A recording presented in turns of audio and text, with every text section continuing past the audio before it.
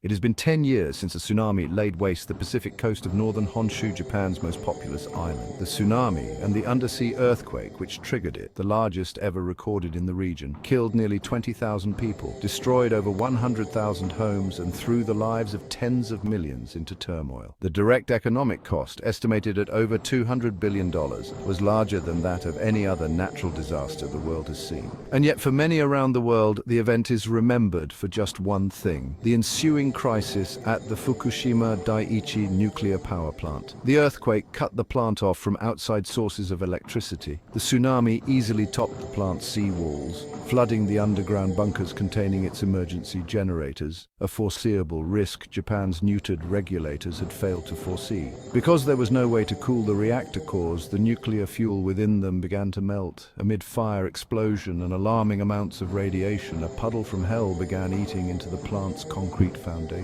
The world looked on aghast. In Shanghai and San Francisco, iodine tablets and iodized salt jumped off the shelves as people looked for prophylaxis, of which they had no need. In Germany, the Chancellor Angela Merkel, who had long stood with business leaders against the country's powerful anti-nuclear movement, ordered its reactors phased out. In China, the world's largest new nuclear plant program was put on hold. Talk of a nuclear renaissance to fight climate change fell silent. The reaction, though understandable, was wrong. Nuclear power has a lot of drawbacks. Its large, slowly built plants are expensive, both in absolute terms and in terms of the electricity they produce. Its very small but real risk of catastrophic failure requires a high level of regulation, and it has a disturbing history of regulatory capture, amply demonstrated in Japan. It produces extremely long-lived and toxic waste, and it is associated with the proliferation of nuclear weapons. Most of the countries outside Europe that use nuclear power have some history of attempting to develop a bomb. All these factors contribute to an unease with the technology felt, to greater or lesser extent, by people all around the world. Against all that, though, two things must be remembered. One is that well-regulated nuclear power is safe.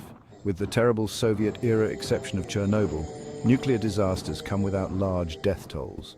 It was the tsunami, not radiation, that claimed nearly all those lives in Fukushima. The other is that the climate is in crisis, and nuclear plants can supply some of the vast amounts of emissions-free electricity the world needs if it is to cope. Solar and wind power are now much cheaper, but they are intermittent. Providing a reliable grid is a lot easier if some of its generating capacity can be assumed to be available all the time. Nuclear provides such capacity with no ongoing emissions, and it is doing so safely and at scale around the world.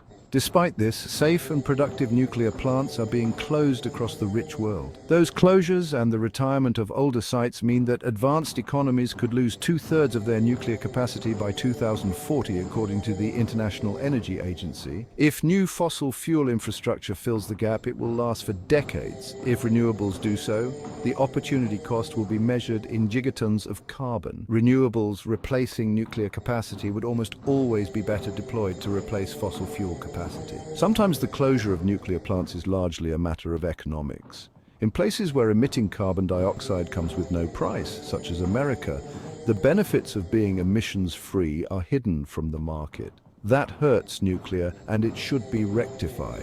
When closure is political, the onus is on green politicians, in particular, to change their tune. To hasten the decline of nuclear power is willfully to hobble the world in the greatest environmental struggle of all. The argument for keeping existing nuclear plants open has been strengthened in some places by one of the responses to Fukushima: greater independence for nuclear regulators. Britain granted new freedom to its regulator after 2011, so did Japan. Though grander hopes for reform after the tsunami bore little fruit, Japan did largely take the regulator's hand from the power company's glove. Its new supervisor has made reopening mothballed nuclear power plants harder than the government would like, but that is as it should be. In Japan, more than anywhere, nuclear needs to earn back trust to be useful. This points to nuclear's greatest weakness. In democracies, it is expensive, owing to regulation and public antipathy, which makes new nuclear power a hard sell. The technology is thus increasingly the preserve of autocracies, precisely the systems where good regulation is least likely.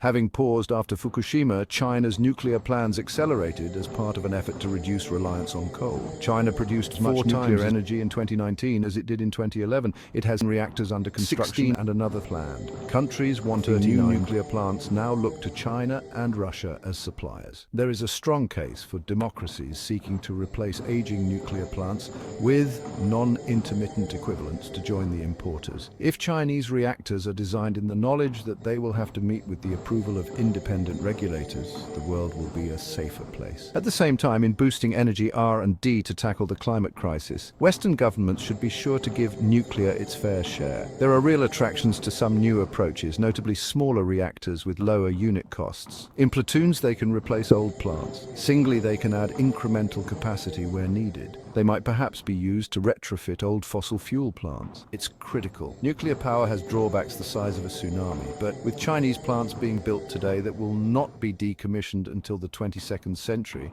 it cannot simply be wished away. What is more, it has a vital role to play in the fight for a stable climate. The lesson of Fukushima is not to eschew nuclear power, it is to use it wisely.